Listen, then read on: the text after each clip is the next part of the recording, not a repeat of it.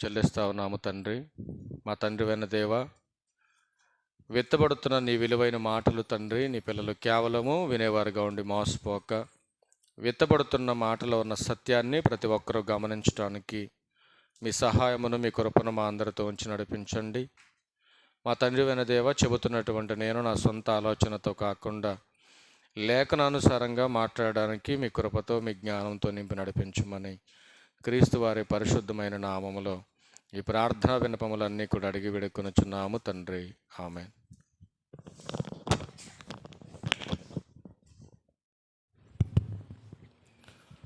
పరిశుద్ధ గ్రంథం నుంచి లూకాసు వార్త 2వ అధ్యాయం. బైబిల్లో ఉన్న వారందరూ కూడా తీసి చూడాలని ప్రభు పేరట మీకు మనవి చేస్తూ ఉన్నాను. లూకాసు వార్త 2వ అధ్యాయం. లూకాసు వార్త 2వ అధ్యాయం 11వ వచనం చదువుకుందాం. దావీదు పట్టణమందు నేడు రక్షకుడు మీ కొరకు పుట్టి ఉన్నాడు, ఈయన ప్రభు అయిన క్రీస్తు. చాలండి. దావీదు పట్టణమందు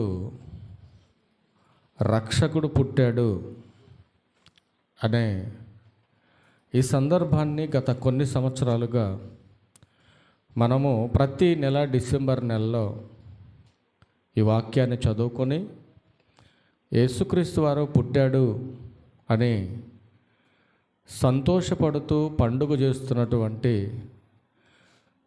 భక్తులు చాలామంది ఉన్నారు ఈ సమాజంలో. ప్రాముఖ్యమైన సంగతి ఏంటంటే, యేసుక్రీస్తు వారి యొక్క పుట్టుక అబద్ధమని, కన్యగా ఉన్నటువంటి స్త్రీకి కుమారుడుగా క్రీస్తు ప్రభువారు పుట్టాడనేది క్రైస్తవ కల్పితము అనే వాక్య భావం తెలియనటువంటి ఎందరో జన్మనిచ్చినటువంటి తల్లి అయిన మరియను, ఆ మరియ గర్భాన పుట్టినటువంటి యేసుక్రీస్తు ప్రభువారిని, క్రైస్తవుల విశ్వాసాన్ని భంగపరిచేటటువంటి భావనతో ఈరోజు ఎందరో క్రైస్తవ్యంపై బురద చల్లేటటువంటి బోధలు, వాళ్ళ యొక్క థియరీ మనకు కనపడతా ఉంది సమాజంలో.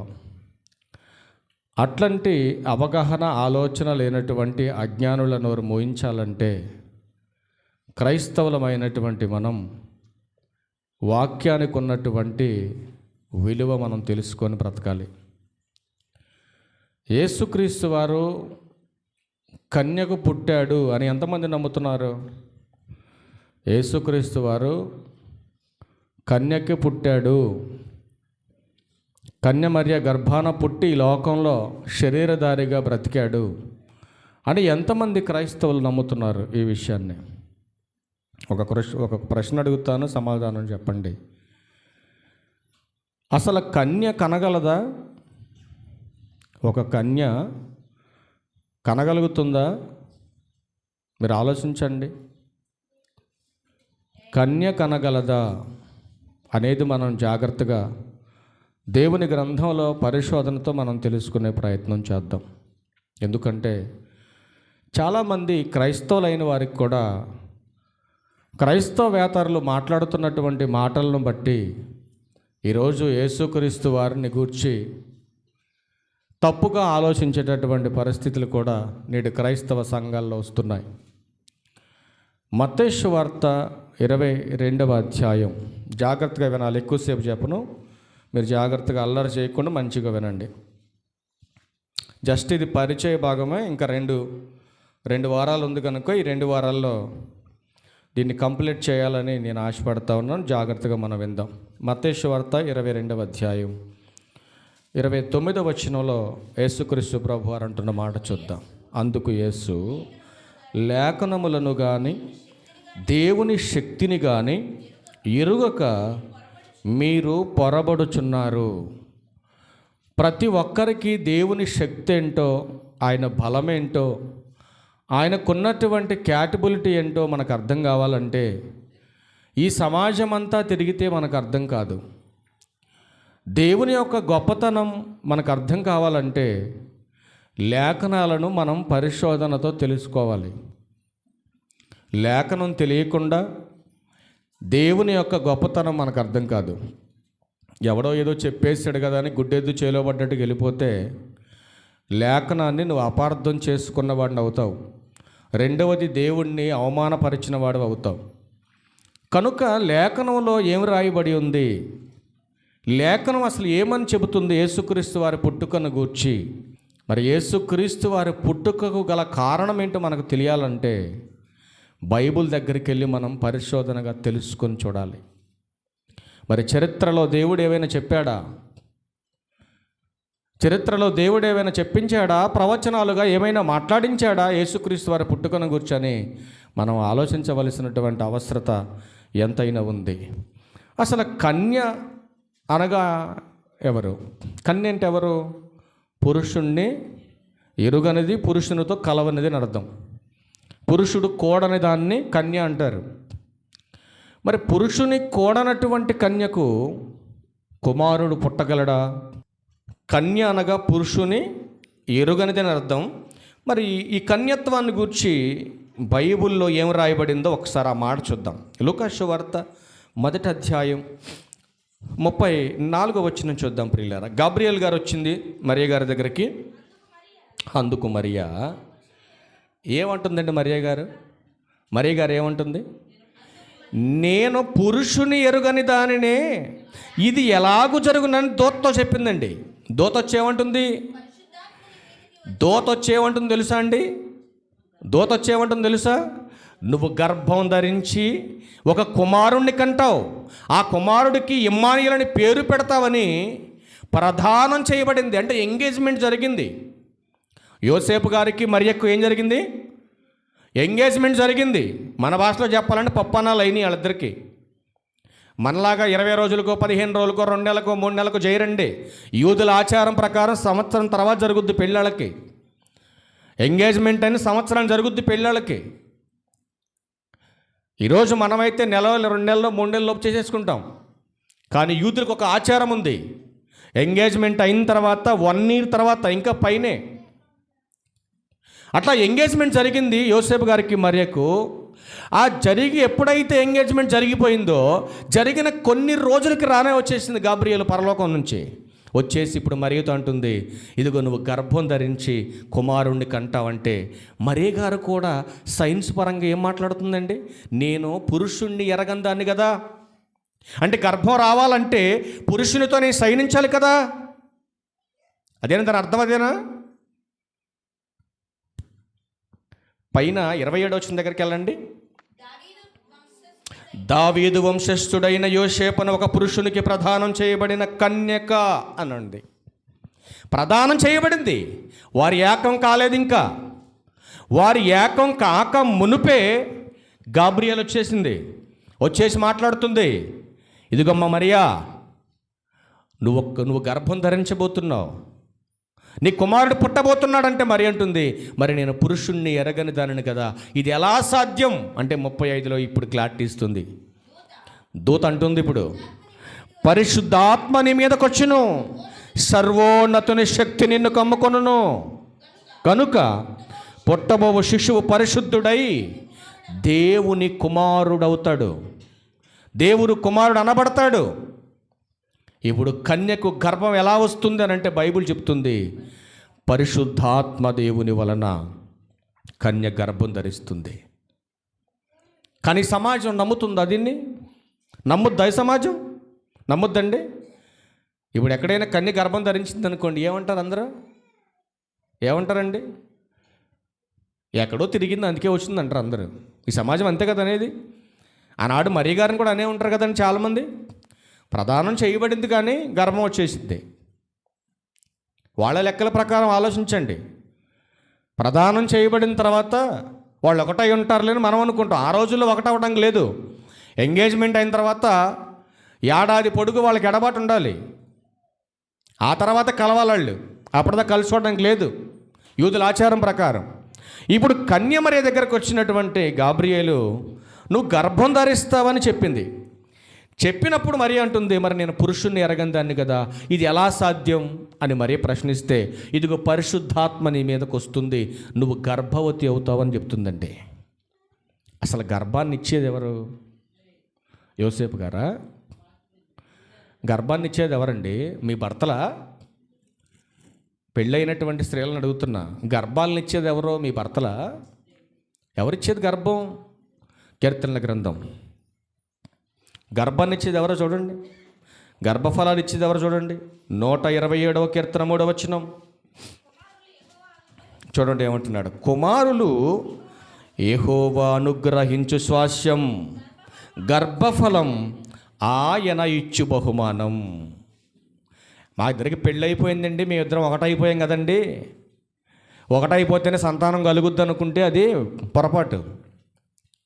మీకు పెళ్ళైనా మీ ధర్మాలు మీరు జరిగిస్తున్నా గర్భఫలం ఇవ్వటం ఎవరి ఆధీనం? గర్భఫలం ఎవరివ్వాలి? దేవుడు ఇవ్వాలి. దేవుడు ఇస్తేనే నీకు గర్భం. లేదంటే ఎంతకాలం భార్య భర్తలుగా మీ ధర్మాలు జరిగిస్తున్నా మీరు అలా ఖాళీగా ఉండవలసిన వారే. కనుక ప్రియులారా, గర్భఫలం ఇచ్చేది దేవుడు. ఇది మొదటి మాట మీరు గుర్తుపెట్టుకోవాలి. ఒకటి, కన్య మరియ పురుషుణ్ణి ఎరగనిది. రెండవది, గర్భఫలం ఇచ్చేది దేవుడు. మూడో మాట కూడా ఒక మాట చూద్దాం మనం. కొరింథీయులకు రాసినటువంటి మొదటి పత్రిక 14వ అధ్యాయం 38వ వచనం చూద్దాం ప్రియులారా. కొరింథీయులకు రాసిన మొదటి పత్రిక 14వ అధ్యాయం 38వ వచనం. ఎవరు పడితే వాళ్ళు నోటుకొచ్చినట్టుగా బైబిల్ దగ్గర మాట్లాడితే అది శిక్ష పడుతుంది బైబిల్ దగ్గర విషయంలో. కనుక కొంచెం జాగ్రత్తగా ఉండాలి. ఎవడైనాను తెలియని వాడైతే అంతే ఓవర్ యాక్షన్ చేయకూడదు బైబిల్ దగ్గర. నిజంగా కన్యక గర్భం వస్తుందా? నిజంగా యేసుక్రీస్తు వారు పుట్టాడా? ఇదంతా నిజమేనా? ఇదంతా అబద్ధం, ఇదంతా కథ అని రకరకాలుగా మాట్లాడుతున్నారు. ఒకవేళ నీకు తెలియకపోతే నువ్వు నోరు మూసుకొని ఉండు, అంతేగాని బైబుల్ మీద నిందలేస్తా, లేకపోతే యేసుక్రీస్తు వారిని అవమానిస్తా, తండ్రి అయినటువంటి దేవునికి ఎదురు నిలబడతా, బైబుల్కి అడ్డం తిరుగుతానంటే అడ్డగోలుకు పోతావు. అర్థమవుతుందా? నీకు తెలియకపోతే ఏం చేయాలి? నోరు మూసుకొని ఉండాలి. ఎవడన్నా చెప్పేవాడు ఉంటే నాలాంటి వాడి దగ్గరికి వెళ్ళి ఇన్ని నేర్చుకో. అంతేగాని తెలియకుండా అజ్ఞానం చేత మాట్లాడకూడదు బైబిల్ దగ్గర. అర్థమవుతుందండి? మనం కూడా కొన్ని విషయాలు తెలియకుండా లొడ వాగేస్తూ ఉంటాం మనం. అట్లాంటి వాళ్ళు బైబిల్ ఏమన్నా తెలుసా అండి? వదరబోతులు అంది అలాంటి వాళ్ళని. తెలిసి తెలియకుండా మాట్లాడేవాళ్ళు వదరబోతులు అన్నారు వాళ్ళని. అట్లాంటి వదరబోతు మాటలు మనం మాట్లాడకూడదు బైబిల్ దగ్గర. మనకు తెలిస్తే మాట్లాడాలి, తెలియకపోతే సైలెంట్గా ఉండాలి. ఓకే, జరిగిందేమో, దేవుడు చేశాడేమో ఆలోచనలో ఉండాలి. కానీ ఈ శాస్త్ర ప్రపంచం చెబుతున్నటువంటి సైన్స్ని ఆధారం చేసుకొని స్త్రీ పురుషులు ఇద్దరు కలిస్తేనే గర్భం వస్తుందని గుడ్డెద్దు చేలో పడ్డట్టుగా నువ్వు మాట్లాడితే, మరి స్త్రీ పురుషులు కలుస్తున్న సంతానం కలగట్లేదు, మరి దాన్ని ఏం చేద్దాం? గర్భఫలము దేవుడిచ్చు బహుమానం. దేవుడు ఇవ్వాలి, దేవుడు ఇస్తేనే నీకు బహుమానం. అందుకే బైబిల్లో మరొక మాట ఉంది ప్రియులారా. మత్తయి సువార్త 1వ అధ్యాయం 22వ వచనం చూడండి. మత్తయి సువార్త 1వ అధ్యాయం 22వ వచనం. ఇదిగో కన్యక గర్భవతి అయి కుమారుని కనును, ఆయనకు ఇమ్మానుయేలును పేరు పెట్టెదవు. మరలా ఇక్కడ కూడా మత్తయ్య గారు కూడా అదే మాట్లాడుతున్నాడు. లోకా గారు ఏ స్టేట్మెంట్ అయితే ఇచ్చాడో యాస్టీస్గా అదే స్టేట్మెంట్ ఇక్కడ మత్తయ్య గారు కూడా రాస్తున్నాడు. ఇది అబద్ధం అయితే బైబిల్లో ఎందుకు ఇన్నిసార్లు రాయబడింది? మత్తయ్య గారు రాసే కాలానికి లోకా గారు రాసే కాలానికి చాలా ఎడబాటు ఉంది. అయినా కూడా ఒక్క పదంలో కూడా పొరపాటు అనేది ఎక్కడ జరగలేదు. 18వ వచనం చూడండి ప్రియులారా. అందులోనే యేసుక్రీస్తు జనన విధం ఎట్లనగా ఆయన తల్లి అయిన మరియ యోసేపునకు ప్రదానం చేయబడిన తర్వాత వారేకము కాకమునుపు. జాగ్రత్తగా వినాలి. కన్య కనగలదనే పరిచయ పాఠం చెప్తున్నా. ఇంకా 2 పాటలు ఉంది. నెక్స్ట్ ఆదివారం, ఆ తర్వాత ఆదివారం కూడా మనం విందాం. పరిచయం చూపిస్తున్నా మీకు. అందుకే బైబిల్ ఆధారం మీకు చూపిస్తున్నా. పరిచయం జాగ్రత్తగా మీరు వినాలి. పరిచయం ఇది ఏమంటున్నాడు? 18వ వచనం. యేసుక్రీస్తు జనన విధం ఎట్లనగా ఆయన తల్లి అయిన మరియ యోసేపునకు ప్రదానం చేయబడిన తరువాత. ఏమండి, ఏకం కాకముందని చెప్పాడు కదా. ఇంత క్లారిటీగా బైబిల్లో ఉంటాడు, కళ్ళు కనపట్టలేదా? పోనీ ఒక పుస్తకంలోనే ఉందండి, మిగతా ఎక్కడా లేదనుకుంటే ఇట్లాంటి బోల్డెన్ ఉన్నాయి బైబిల్లో. పర్యాయ పదాల్లో ఉన్నాయి. కొన్ని చూపిస్తా చూడు జాగ్రత్తగా. మరి వారి ఏకం కాక మునుపు ఆమె పరిశుద్ధాత్మ వలన గర్భవతిగా ఉండెను. దేని వలన గర్భం ధరించింది? పరిశుద్ధాత్మ వలన గర్భం ధరించింది. మరి పరిశుద్ధాత్మ వలన గర్భం ధరించిందని బైబిల్లో ఇంత ఖచ్చితంగా రాయబడింది. మరి ఎక్కడన్నా ప్రవచనం ఉందా అంటే ప్రవచనం కూడా ఉంది. ఇది నెరవేర్పు. ఇది ప్రవచనం కాడికి వెళ్దాం మనం. యెషయా గ్రంథం చరిత్రలో కూడా వెళ్ళి చూద్దామండి. చరిత్రలోకి కూడా వెళ్దాం. ప్రవచనమే కాదు, చరిత్రలో కూడా తీసుకెళ్తాం మిమ్మల్ని. యెషయా గ్రంథం 7వ అధ్యాయం 14వ వచనం. ఆలకించుడి, కన్యక గర్భవతి అయి కుమారుణ్ణి కంటుంది. చెప్పాడా? నెరవేర్పులో చూపించాను మీకు. పుట్టేశాడు, నెరవేర్పులో జరిగింది. ఇప్పుడు ప్రవచనం చెబుతున్నాడు. ఇదిగో కన్యక గర్భవతి అయి కుమారుని కంటుంది, అతనికి ఇమ్మానుయేలని పేరు పెడతారు. మరి చరిత్రలో ఎక్కడని చెప్పాడా? మరి చరిత్రలో కూడా ఉండాలి కదా. చరిత్రలో ఉంటేనే ప్రవచనంగా మాట్లాడతాడు. ప్రవచనంగా మాట్లాడితేనే హిస్టారికల్గా అక్కడ ఎవిడెన్స్ మనకు కనపడుతుంది జరిగినట్టుగా. మరి చరిత్రలోకి వెళ్దాం ఇప్పుడు. ఆదికాండం 3వ అధ్యాయం 15వ వచనం. మరియు నీకును స్త్రీకిని నీ సంతానమునకును ఆమె సంతానమునకును వైరము కలగజేసిందును. ఆయన నిన్ను తల మీద కొట్టును, నీవు దాన్ని మడవ మీద కొట్టుదువని చెప్పేశాడు. ఈ భావం నీకు అర్థం కావాలంటే సంఘానికి చెప్పినటువంటి ఆధారం మనకు కావాలి. ఎక్కడో చరిత్రలో దావీదుగా క్షమించండి ఆదాం గారి దగ్గర చెప్పబడినటువంటి ఈ ప్రవచనం, ఈ యొక్క చరిత్ర ప్రవచనంగా యెషయా గారి దగ్గర మనం చూసాం. నెరవేర్పుగా మత్తయి లోకాలో చూసాం. దీనికి పరిపూర్ణమైనటువంటి మాట మరి గలతీ పత్రికలో పౌలు గారు మాట్లాడుతున్నారు. ఒకసారి ఆ మాట కూడా మనం చూద్దాం. గలతీలకు రాసినటువంటి పత్రిక 3వ అధ్యాయం 16వ వచనం. అబ్రహామునకును అతని సంతానమునకును వాగ్దానములు చేయబడెను. ఆయన అనేకులను గూర్చి అన్నట్టు నీ సంతానమునకును అని చెప్పక ఒకని గూర్చి అన్నట్టే నీ సంతానమునకును నేను. ఆ సంతానం ఎవరో అని మీరు అనుకుంటారేమో, ఆ సంతానం ఎవరో కాదు, యేసుక్రీస్తు ప్రభువారు అంటున్నాడు. 4:4 కూడా చూడండి ఒకసారి. 4:4 కూడా. మరి ఎప్పుడు పుట్టాడో మనకు తెలియాలి కదా. అయితే కాలం పరిపూర్ణమైనప్పుడు దేవుడు తన కుమారుణ్ణి పంపాడు. ఆయన స్త్రీ యందు పుట్టి ఎలా పుట్టాడు? స్త్రీ యందు పుట్టాడు. ఎప్పుడు పుట్టాడు? కాలం పరిపూర్ణమైన తర్వాత పుట్టాడు. ఎక్కడో ఏదేను వనములో చెప్పబడినటువంటి యేసుక్రీస్తు వారి యొక్క పుట్టుక జరిగిందా లేదా? ఆధారం ఉందా లేదా బైబిల్లో? ప్రతిదానికి ఎవిడెన్స్ ఉంది బైబిల్లో. కళ్ళు తెరిపించే మాటలు చూపిస్తాను ఇప్పుడు, జాగ్రత్తగా చూడండి. కళ్ళు తెరిపించే మాటలు చూపిస్తే జాగ్రత్తగా చూడండి. స్త్రీ పురుషులు కలిస్తేనే గర్భం వస్తుందా? స్త్రీ పురుషులు కలిస్తేనే గర్భం వస్తుంది, లేకపోతే రాదు. మానవ జన్మ జరగదు. అంతేనా? ఇప్పుడు కన్య కనగలదా? ఒక మాట చెప్పాలా ఫైనల్గా. కన్య కనగలుగుతుందా? ఇది క్వశ్చన్ అండి. ఆన్సర్ చెప్పాలి. బైబుల్ తెలిసినటువంటి ప్రతి ఒక్కరు దాని ఆన్సర్ చెప్పాలి. కన్య కనగలుగుతుంది అని చెప్పాలి. కన్య కనగలదు అని మనం ఖచ్చితంగా చెప్పాలి క్రైస్తవులు. కన్య కనలేదు అని బుర్ర తక్కువ ఎవడన్నా ఉంటే ఆయన తీసుకురండి ఇడికి. ఎందుకంటే ఇప్పుడు నేను చూపించే ఆధారాలు చూస్తే నీకు బుర్ర పని చేయదు. చూపిస్తాను అందుకే నీకు. చూద్దాం ఒకసారి. మరి ఏ గర్భంలో నుంచి ఈయన ఉద్భవించాడో, ఏ తల్లి నవమాసాలు మోసిందో ఒక్కసారి మీరు జాగ్రత్తగా చూడాలి. ఎందుకంటే అసలు ఆయనకు అసాధ్యమైనటువంటిది ఏమీ లేదు. కాబట్టి చూడాలి జాగ్రత్తగా మీరు. ఆదికాండం 2వ అధ్యాయం 7వ వచనం చూడండి. దేవుడైన యెహోవా నేల మట్టితో నరును నిర్మించి వాని నాసిక రంధ్రములో జీవవాయు ఓదగా నరుడు జీవ ఆత్మ ఆయను. ఇప్పుడు ఏ తల్లి గర్భంలో చేశాడు ఆదాం గారిని చెప్పమనండి ఎవరినైనా. ఎలా చేశాడు? ఏమ్మా నా వైపు చూడండి మీరు. ఎలా చేశాడు మనిషిని? మరి తల్లి గర్భంలో మరి ఇక్కడ స్త్రీ పురుషులు కలయిక జరగలేదు కదా. నువ్వు చెబుతున్న సైన్స్ ప్రకారమే ఆలోచించు. మరి నువ్వు చెబుతున్నటువంటి సైన్స్ ప్రకారం ఆలోచించి మాట్లాడు. ఏమండి ఇక్కడ స్త్రీ పురుషుల కలయిక జరిగిందా? ఆదాం గారి తల్లి గర్భంలో నిర్మాణం జరిగిందా? నవమాసాలు మోయబడ్డా? మోయబడలా. మరి ఎక్కడి నుంచి చేశాడు దేవుడు? నేల మట్టితో చేశాడు నరునిగా. మరి రెండవ మనిషిని చేశాడు దేవుడు. మొదటి మనిషిని మట్టి నుంచి తీశాడు.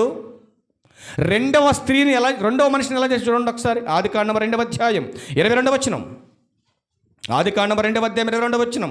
తరువాత దేవుడైన యెహోవా తాను ఆదాము నుండి తీసిన పక్కటెముకను స్త్రీనిగా నిర్మించి ఆమెను ఆదామునొద్దకు తీసుకొని వచ్చాను. ఇప్పుడు చెప్పండి, ఇప్పుడు మొదటిగా పుట్టినటువంటి స్త్రీ ఏ తల్లి గర్భం నుంచి పుట్టింది? ఏ భార్యాభర్తలు కలిస్తే పుట్టింది అవ్వ? చెప్పండి. బైబుల్ అంతా తిరగలేకపోయామండి, అది ఎక్కడో మధ్య పుస్తకంలో ఉండిపోయింది, మేము చూడలేకపోయామంటే మా కళ్ళు కనపడలేదు అంటానికి లేదు కదా. 2వ పేపర్లో రాయబడి ఉంది, కన్య కనగలదా అని అక్కడ దాకా వెళ్ళిపోయి మరీ మీద నిందలేయటం కాదురా బురదకు వాళ్ళరా. ఇక్కడ చూడండి బైబిల్ ఎంత ఆధారం ఉందో. మొదటి మనుషుడైనటువంటి పురుషుణ్ణి నేల మట్టితో చేశాడు. రెండవ మనిషి అయినటువంటి స్త్రీని మగ మనిషిలోంచి బయటకు తీసుకొచ్చాడు దేవుడు. అంత శక్తిమంతుడు ఆయన. అలాంటి ఆయన కన్యమర్య గర్భంలో నుంచి యేసుక్రీస్తు వారిని ఉద్భవింప చేయలేడా? చేస్తాడా? చేయడా? మరొక్కరు చూపిస్తారు చూడండి ఇందులోనే. మరొకటి ఆదికాండం 4వ అధ్యాయం ప్రారంభవచనం చూడండి. ఆదాము తన భార్య అయిన అవ్వను కూడినప్పుడు ఆమె గర్భవతి అయి కయ్యూనుని కన్నెను. కన్న తర్వాత అంటుంది, మా ఆయన అయినటువంటి ఆదాము వల్ల నేను గర్భాన్ని ధరించి అంటుందా? చదవడం కంటిన్యూషన్ చేయండి అన్నమాట. యెహోవా దయ వలన నేనొక మనుషుణ్ణి సంపాదించుకున్నాను. ఎక్కడి నుంచి ప్రారంభించారో తెలుసండి సైన్స్ జ్ఞానులు? ఈ 4వ అధ్యాయం కాడి నుంచి ప్రారంభించారండి వాళ్ళు. మరి మిగతా 3 అధ్యాయాలు ఎవడాడు బాబు చదువుతాడా? ఇది ఇప్పుడు సైన్స్ ప్రకారం మాట్లాడుతున్నటువంటి వాళ్ళు స్త్రీ పురుషులు కలిస్తేనే పుడతారండి, యేసుక్రీస్తు వారు జననం అబద్ధం అండి అని మాట్లాడుతున్నటువంటి అజ్ఞానులకు చెబుతున్నటువంటి మాట ఏంటంటే, ఈ 4వ అధ్యాయం ప్రారంభ వచ్చిన నుంచి తీసుకొని సైన్స్లో పెట్టుకున్నాము తీసుకెళ్ళి. మరి 3 అధ్యాయాల్లో ఉన్నటువంటిది మరి ఎవడు చదువుతాడు? మీ తాత చదువుతాడా? సమాధానం చెప్పాలండి ఎవడైనా.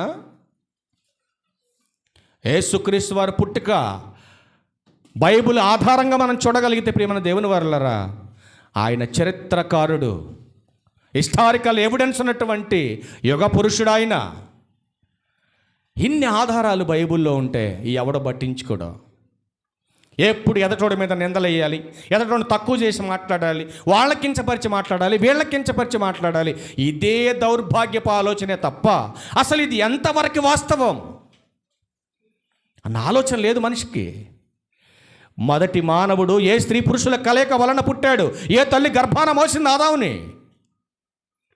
తన భార్య అయినటువంటి హవ్వ. ఎక్కడి నుంచి తీశాడండి దేవుడు? పురుషునిలో నుంచి తీసినటువంటి పక్కటెముక పురుషుడే అవ్వాలి కానీ మరేంటండి స్త్రీ అయింది? మీరు ఆలోచించండి. పురుషునిలో నుంచి తీసినటువంటి రక్తము, మాంసము, ఎముక మరొక పురుషుడు కావాలి కానీ ఏంటండి స్త్రీ అయింది? అంటే దేవుడు దేన్నైనా చేయగలడనే సామర్థ్యత మనకు కనపడుతుంది ఆ మాటలో. ఇప్పుడు ఆయన సంకల్పం ఏంటంటే స్త్రీ పురుషులిద్దరూ కలవాలి, వాళ్ళ గర్భం ద్వారా సంతాన ఉత్పత్తి జరగాలి. అది దేవుని ప్రణాళికది. ఆయన చిత్తం లేకపోతే నీకు సంతానం కలగదు. నువ్వెన్ని మందులు ఆడినా, ఎన్ని ప్రాంతాలు తిరిగి నువ్వు ఎన్ని చేసినా, ఎన్ని వ్రతాలు చేసినా, ఎన్ని దానాలు చేసినా నీ గర్భం పండదు కాక పండదు. ఇది గుర్తుపెట్టుకోవాలి నువ్వు. చూస్తారా మరొక మాట మత్తయి సువార్త 3వ అధ్యాయం చూడండి. అక్కడ ఏమంటున్నాడు ఆయన? బాప్తిస్మం ఇచ్చే యోహాను గారు ఏమంటున్నాడు చూడండి. మత్తయి సువార్త 3వ అధ్యాయం 9వ వచనం ప్రియులరా. మత్తయి సువార్త 3వ అధ్యాయం 9వ వచనం.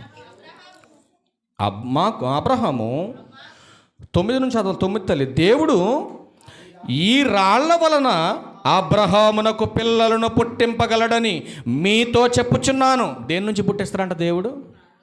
కన్యమర్య గర్భాన పుట్టిన దానికి మీరు సంకోచిస్తున్నారేమో కానీ దేవుడు దేని నుంచి పుట్టిస్తాడు తెలుసండి? రాళ్ల వలన కూడా పిల్లలను పుట్టిస్తాడు.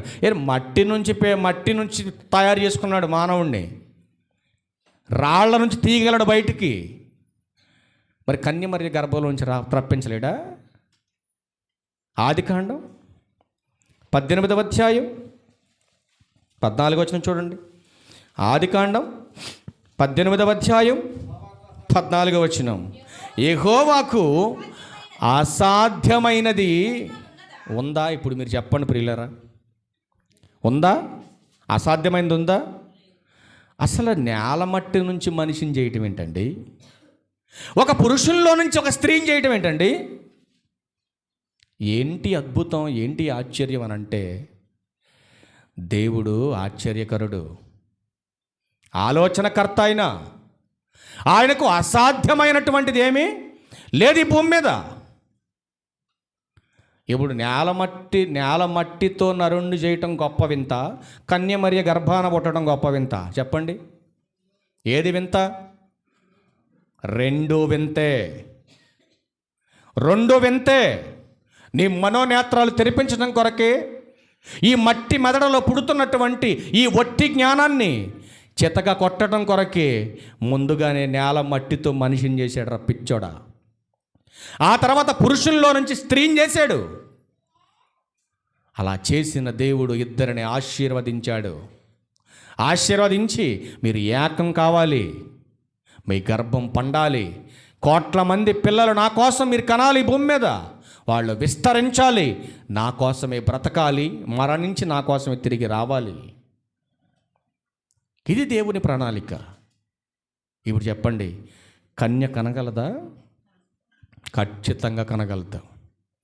కనలేదు అని సైన్స్ ప్రకారంగా మాట్లాడితే నీ అంత మూర్ఖుడు ప్రపంచంలో లేడు. ఆలోచించు ఒకసారి. గర్భఫలము దేవుడిచ్చు బహుమానం. దేవుడిస్తేనే నువ్వు మొయ్యాలి తల్లిగా. దేవుడివ్వాలి. దేవుడు ఇవ్వకపోతే నువ్వు జీవితాంతం పిల్లలు లేనటువంటి గొడ్రాలుగా అలా ఉండవలసిందే. ఒకవేళ దేవుని సంకల్పంలో నీకు సంతాన ప్రాప్తి లేదు అనుకున్నాడు అనుకో, అంతే, నువ్వు అలా ఉండాల్సిందే. నువ్వెన్ని మెడిసిన్ వాడినా, ఎన్ని ప్రాంతాలు తిరిగినా, ఎన్ని వ్రతాలు చేసినా, ఎన్ని దేశాల బట్టు తిరిగినా నీకు సంతానం రాదుకంతే. దేవుడు ఇవ్వాలి అనుకుంటే నువ్వు ఆపినా అది ఆగదు. ఇప్పుడు చెప్పండి, కన్యమరికకి పుట్టాడా యేసుక్రీస్తు వారు? అవునా? ఖచ్చితంగా కన్యమరికకే పుట్టాడు. వచ్చే వారం కొన్ని ఆధారాలతో కన్య కనగలదా అనే దాంట్లో రెండో భాగం వచ్చే వారం చెప్తా. కొన్ని ఆధారాలు కూడా మీకు చూపిస్తా. ఈ ప్రకృతిలో కొన్ని మగజీవులు పిల్లలకి అంటాయి, తెలుసా మీకు? పశువుల్లో ఆడామగ రెండు ఉన్నాయి, పక్షుల్లో కూడా ఆడామగ రెండు ఉన్నాయి. మనుషుల్లో ఎలాగో జంతువుల్లో కూడా, పక్షుల్లో కూడా, పురుగుల్లో కూడా అలాగే ఉన్నాయి. దేవుడు అలాగే సృష్టించాడు. కానీ విచిత్రం ఏంటంటే, మనిషి మనోనేత్రాలు తెరవటానికి దేవుడు ప్రకృతిలో కూడా కొన్ని మగ జంతువులు పిల్లలు పెడుతున్నాయి. కొన్ని ఆధారాలతో వచ్చేవారం మీకు చూపిస్తా. రెండవది, చాలా ఆలోచింపజేసేటటువంటి ఒక ఎక్స్పెరిమెంట్ చేసిందండి బ్రిటిష్ ప్రభుత్వం. అందులో కూడా 5 సంవత్సరాలు వాళ్ళు పడినటువంటి కష్టానికి ప్రతిఫలంగా 25 మంది స్త్రీలు ప్రెగ్నెంట్ గర్భాలు తలిచారు. వాళ్ళంతా కూడా పురుషునితో సాంగత్యం చేయకుండానే వాళ్ళ మీద 25 మంది మీద వాళ్ళు ఎక్స్పెరిమెంట్ చేస్తే 25 మంది గర్భం దాల్చారు. దాన్ని మన దేశం కూడా ఆమోదించింది, అందరూ ఓకే చేశారు. మరి వాటిని మాత్రం బాగానే ఒప్పుకుంటున్నారు, కానీ కన్యకు మాత్రం కుమారుడుగా క్రీస్తు ప్రభు వారు పుట్టాడంటే మాత్రం తట్టుకోలేకపోతుంది సమాజం. మరి ఏంటో నాకు అర్థం కావట్లా. కనుక మరొక భాగంలో మరికొన్ని ప్రాముఖ్యమైనటువంటి లేఖన ఆధారంతో కూడినటువంటి సందర్భాలతో మనం మంచి విషయాలు మనం నేర్చుకుందాం. తల్లవంచండి, చిన్న ప్రార్థన చేసుకుందాం. మహాపరిశుద్ధుడు, ప్రేమ కలిగిన మా తండ్రి, మీ ఉన్నతమైన నామానికి కృతజ్ఞతాస్తులు చెల్లిస్తూ ఉన్నాను తండ్రి. విత్తబడిన నీ విలువైన మాటలు నీ పిల్లలు విని విడిచిపెట్టేవారుగా ఉండక వాటిని అనుసరించి ప్రవర్తించండి. ఈ సమాజంలో కానీ తండ్రి, ఎవరైతే అజ్ఞానంగా మాట్లాడుతున్నారో వారి నోళ్ళు మోపించడం కొరకు నీ గ్రంథాన్ని మా చేతికిచ్చి అందులో ఉన్న సత్యాన్ని అర్థం చేసుకునే జ్ఞానాన్ని మాకిచ్చి మమ్మల్ని నడిపిస్తున్న విధానాన్ని బట్టి మీకు స్తోత్రములు దేవా. మా తండ్రి, మీకు అసాధ్యమైనటువంటిది ఏమీ లేదు నాయన. మీకు సమస్తం కూడా సాధ్యమని కొన్ని లేఖనాధారాలు మేము చూసాం. కాబట్టి కన్య కనగలదు అని మేము ఖచ్చితంగా లేఖనాధారంగా మేము నమ్ముచున్నాం. ఎందుకంటే మీరు ఏదైనా చేయగలిగినటువంటి సమర్థులు కనుక ఈ లోకంలో ఉన్నటువంటి మనుషులు మా తండ్రి మీ మీద ఎన్నో అసభ్యకరమైన మాటలు మాట్లాడుతున్నారు కనుక వాళ్ళని కూడా మార్చండి, వాళ్ళ మనసు మార్చండి. ప్రతి ఒక్కరు కూడా నశించి నరకానికి పోకుండా ప్రతి ఒక్కరిని రక్షించడానికి నీ కుమారుడు పుట్టాడని ప్రతి ఒక్కరు కూడా ఎరిగి మీ కుమారుని యందు విశ్వాసం ఉంచి మీ కుమారుడు చూపినటువంటి గొప్పదైన మాదిరికరమైన జీవితాన్ని జీవించడానికి మీ కృప మీ కాపుదల మా అందరితో ఉంచి నడిపించమని క్రీస్తు వారి పరిశుద్ధమైన నామములో ఈ ప్రార్థనా విన్నపములన్నీ కూడా అడిగి వేడుకొనుచున్నాము తండ్రి. ఆమేన్. అందరికీ వందనాలు.